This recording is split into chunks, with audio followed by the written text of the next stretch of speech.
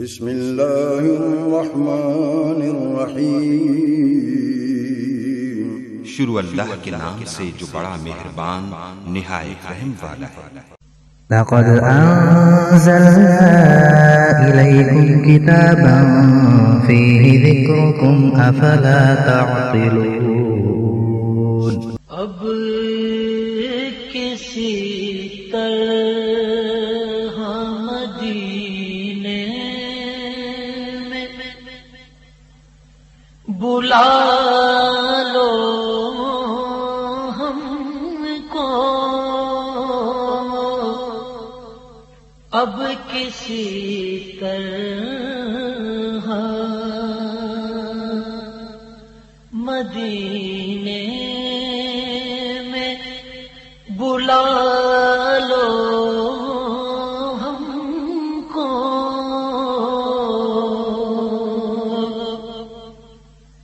اب کسی طرح مدینے میں بلا لو ہم کو،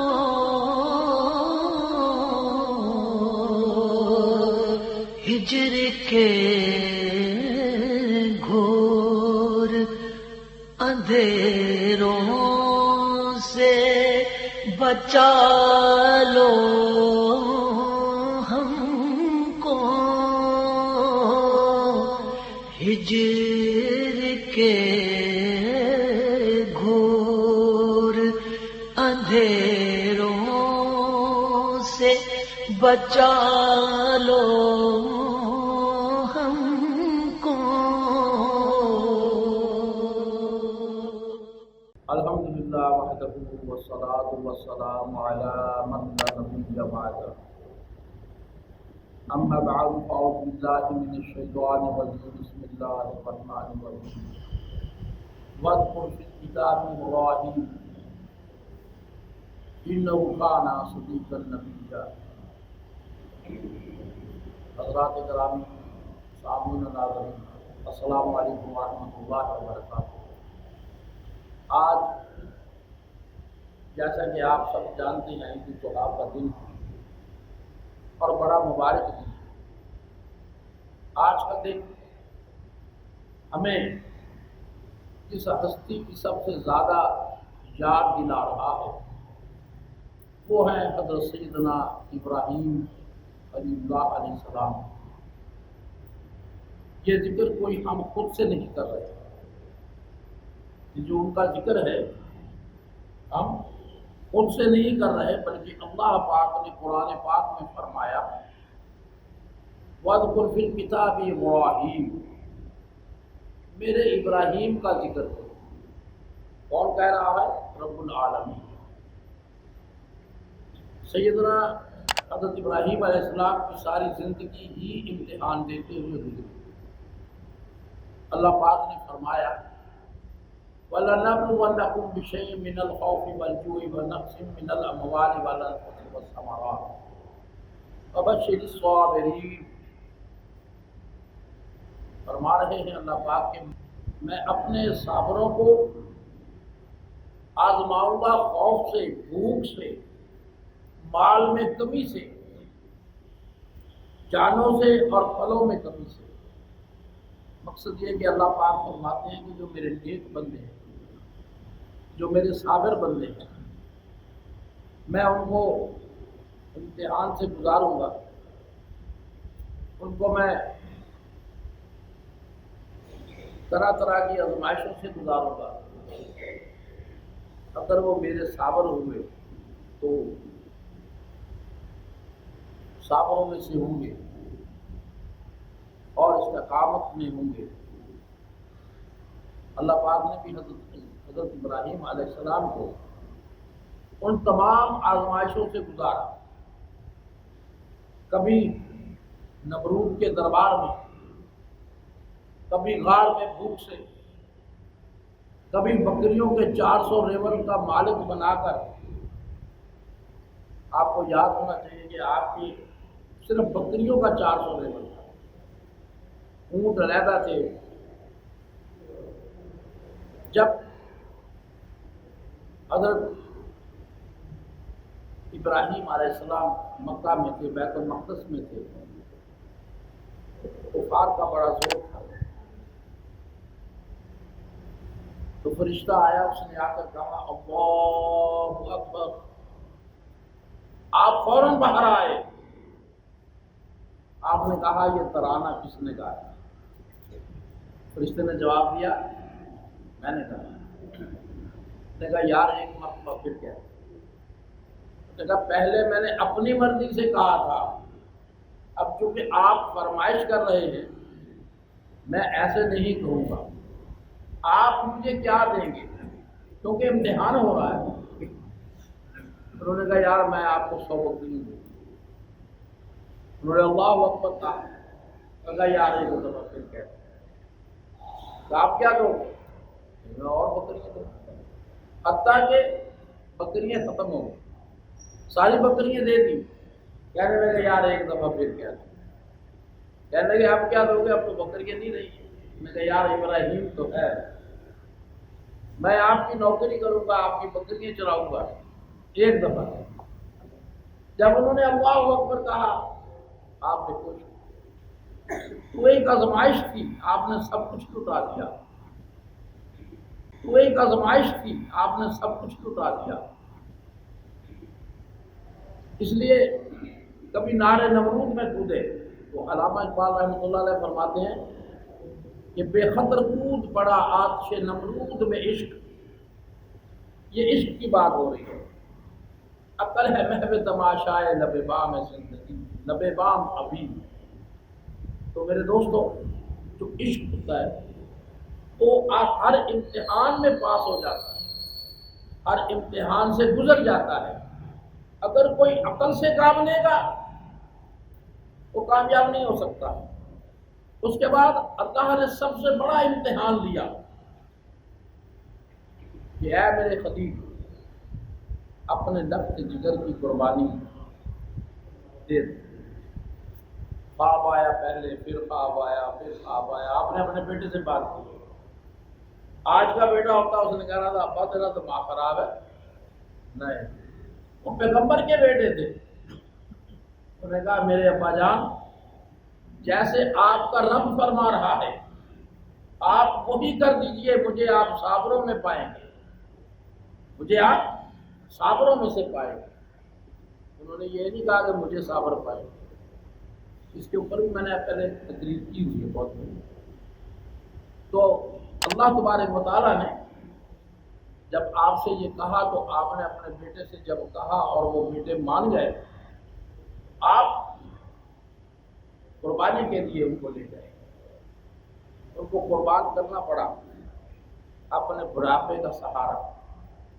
حضرت اسماعیل علیہ السلام، ابتدا کا قصہ ہم یہاں سے ہی شروع کرتے ہیں عموماً، اور حضرت ابراہیم علیہ السلام نے حضرت اسماعیل علیہ السلام کو اللہ کے حکم پر ذبح کرنے کا فیصلہ کرتے ہیں۔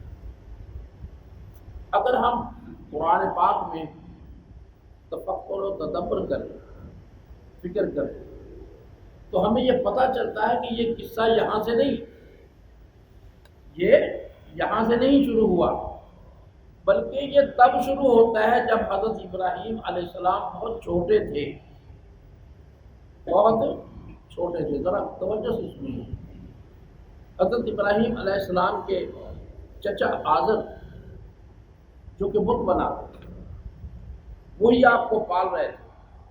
سورۃ مریم میں آتا ہے کہ جب حضرت ابراہیم علیہ السلام نے بتوں کو پوجنے سے انکار کر دیا، آپ کی عمر چھوٹی تھی، آپ کے چچا نے کہا کہ یہ ہمارے الہ ہیں، حضرت ابراہیم علیہ السلام نے کہا نہیں، یہ ہمارے الہ ہیں، ہمارے الہ نہیں ہے، یہ بول نہیں سکتے۔ تو آپ کے چچا نے بڑا برا منایا۔ اب چونکہ شیطان بڑا خطرناک ہے، اس نے ورغلایا آزر کو کہ اس بچے کو مارو، پتھر مار مار کر ختم کر دو۔ یہاں سے شروع ہوتا ہے بقرعید کا قصہ۔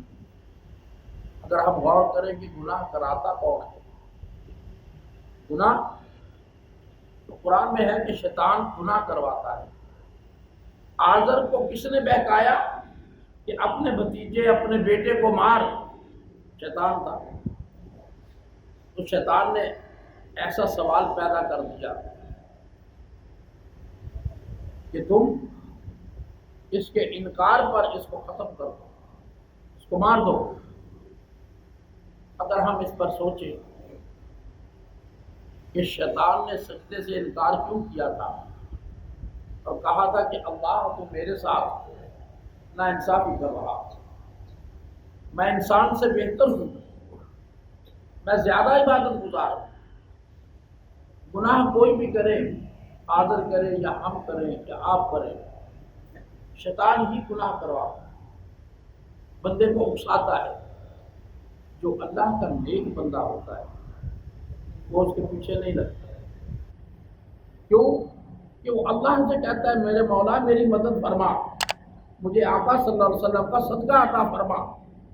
جب آپ یہ کہیں گے تو اللہ تبارک و تعالیٰ ضرور آپ کی مدد کریں گے، اور شیطان کامیاب نہیں ہو سکتا۔ تاکہ وہ اللہ کو یہ ثابت کر سکے شیطان میں صحیح تھا، اس لیے شیطان بار بار انسانوں کے دلوں میں وسوسے پیدا کرتا ہے۔ اگر ہم نماز پڑھتے ہیں تو وسوسے پیدا ہوتے ہیں، اگر ہم کوئی نیکی کا کام کرتے ہیں تو تب بھی وسوسے پیدا ہوتے ہیں، ہم قرآن پاک کی تلاوت کرتے ہیں تو ہمارا ذہن بدل جاتا ہے۔ یہ کون کرتا ہے؟ شیطان کرتا ہے۔ لیکن ہمیں اپنے اوپر قابو کرنا چاہیے کہ نہیں، ہم اللہ کی بندگی کرنے والے ہیں۔ تو شیطان نے اپنے آپ کو صحیح ثابت کرنے کے لیے اپنے ایک دین کا باپ دکھایا۔